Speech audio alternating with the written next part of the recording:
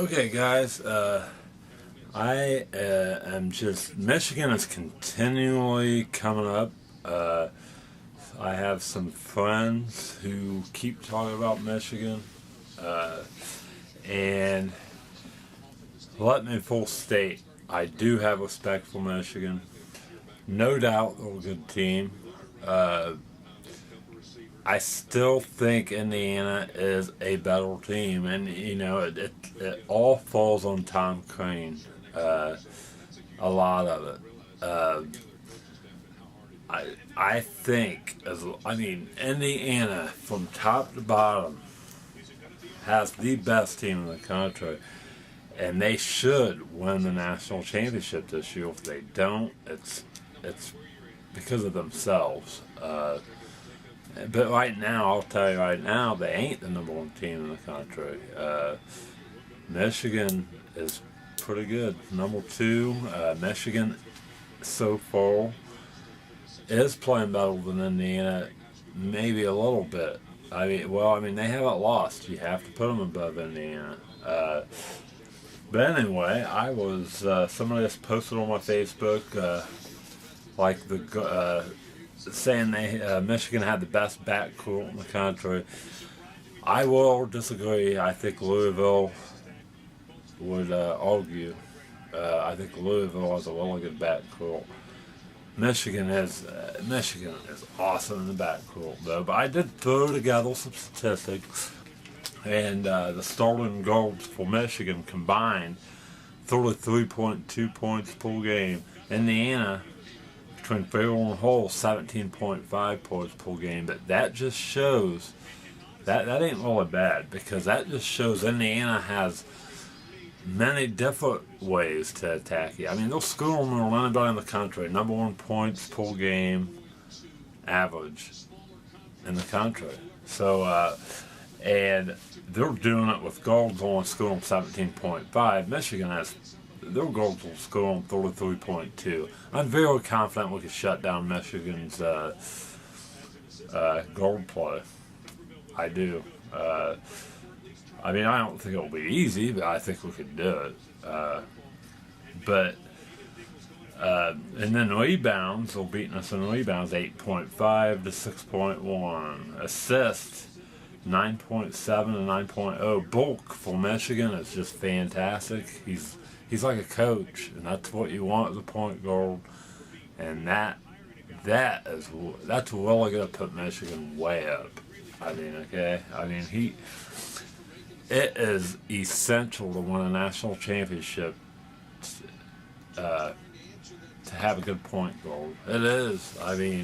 And let me tell you, Michigan does have one of the best, and you can't ask for more. Yogi Ferrell is a freshman for IU. He's inexperienced, and his inexperience showed in Butler. But anyway, Big Ten is going to be a bloodbath. I'm telling you right now, it's game time now. We're less than a week away from Big Ten play, and I am worried. But I do think Indiana will win February the 2nd in Assembly Hall against Michigan. I do think there's a good possibility we'll lose in Ann Arbor against Michigan. Indiana hasn't really played a true road game yet, so it's going to be difficult. Uh, and you know, I said they'd probably lose 2 or 3 games on the road in the Big Ten. They should win at home all their games. I'm hoping. I mean, I don't see why they couldn't. But they'll lose 2 or 3 on the road probably. That's my projection. But anyway, I mean, but Indiana has the best 6-man in the country, Sheehy. I looked at Michigan's bench statistics, and they ain't all that impressive. And Indiana's front court beats Michigan's. What Indiana needs to do, and it's just a continual theme, is I think Indiana needs to press a lot more and be a lot more aggressive, putting a lot more pressure on the basketball.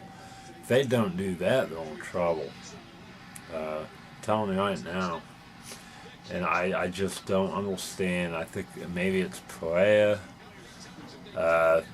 You know, Perea's he's just kind of raw right now. He's not, you know, he needs to develop more. And I think them 9 games are really gonna hold him. I mean, it will take Perea a while to get into feeling comfortable, but once he gets going, I think Indiana's really gonna be dangerous. Then, I mean, and talking about Big Ten, I mean, who Michigan and IU always talking like we're the only 2 teams. Oh no, Minnesota has the best offensive rebounds in the country. I mean, they have the biggest offensive rebound differential in the country. They get a lot of offensive rebounds, and that's what Butler did to beat Indiana. So I'm really concerned about Minnesota. And then you have Ohio State. I'm sure Michigan I hope Ohio State beats Michigan. I'm sure Michigan, I'm sure you guys have to forget about Ohio State. But it doesn't matter. I mean, as long as we get playing consistently, like a friend of mine said, consistent, that is the key. I mean, you know, and I think actually Indiana's front court, they increased their scoring total from a year ago so far. They've increased the rebounding from a year ago so far. So you'd think they'd be improving, but the problem with IU and the front court is it's been inconsistent. You know, so I mean, Watford will get like 7 rebounds and then get 2 rebounds. Well, the other night he didn't get 1 rebound. But anyway, I think what Indiana needs to do against Michigan, against any team in the country, is just wear them down. Indiana has the best bench in the country, most depth in the country. I mean, so Indiana just needs to take advantage of that. And plus, Indiana is multi-dimensional, and we can get you from any angle we want. And I'm telling you, man, Michigan don't have that. That's what I'm saying. But don't forget, okay, Michigan fans and everybody else, and all the other Ohio State fans and all that, don't forget.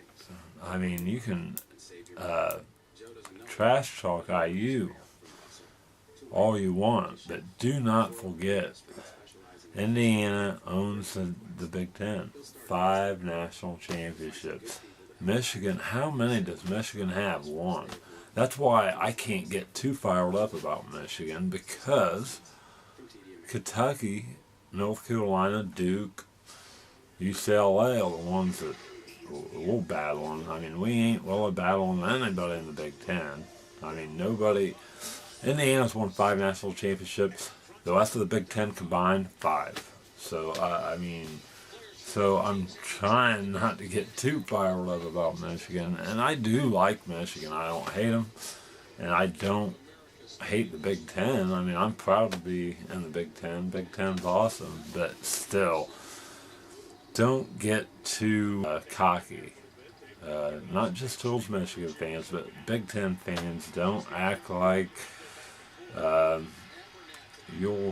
everything the Big Ten has and all this stuff, because guess what? Indiana owns the Big Ten. We've got more tradition in basketball than anybody in the Big Ten. We've got the best teams ever in the Big Ten, and we own it. So, but interesting fact, Purdue has won more Big Ten championships than Indiana, but that ain't what counts. It's the national championships is what counts. And don't forget, back in 80-81, Indiana came in ranked number 5th preseason poll, and they ended up going 7-5 in non-conference play, fell out of the top 25. They lost to like Pan Am and all these crazy teams, and guess what? They ended up winning the national championship. So I am thinking that Indiana, if they get their act together and work hard on defense and stuff like that, I mean, there's absolutely no reason why they shouldn't win the national championship. And I'll say that all season long. I think they have everything in place. Not one team can compare to Indiana in everything combined. I mean, like bench, the backcourt with the front court and the experience and but I am getting disappointed with Tom Crean a little bit. I love Tom Crean, but I'm getting disappointed. There's just absolutely no excuse why we shouldn't be pressing a lot more what we are in a lot more aggressive way. But anyway, we play Jacksonville tomorrow night. They're 5-7. Hopefully, this is Tom Crean's last chance to experiment. And before the Big Ten, we open up at Iowa New Year's Eve, and I think we need to step it up. I think we need to. I don't understand why he hasn't experimented as much as he should have during this non-conference schedule, because when you go up against Mount St. Mary's and stuff like that, you can afford to experiment, and we just haven't. We haven't been pressing like we should, and we should try different types of presses, I think. But I think a 1-2-2 would be awesome. But I don't know. Tom Crean needs to, and Perea, through time, the more experience he gets, the better he'll kind of feel comfortable. But the games I've seen him so far play has been kind of lost and stiff. He's just like froze up, and there's a big difference between practice and gameplay. I'm sure he's done great in practice, but man, when you get on that national spotlight and you're playing a game, it's a totally different story. I mean, the game speed's a lot different than at the high school level, for one. And I think Perea's just trying to feel himself out, I think, and man, them 9 games are really going to hold us, I think, more than what I anticipated. So, because it's, because he just needs that experience to get comfortable and then to understand, and get that chemistry going. But man, Perea, if he gets going, Indiana's really going to be good. And Jolkins, like I said, he's going to be a situational player. But I don't know, maybe I should do a Big Ten preview. Until then, peace.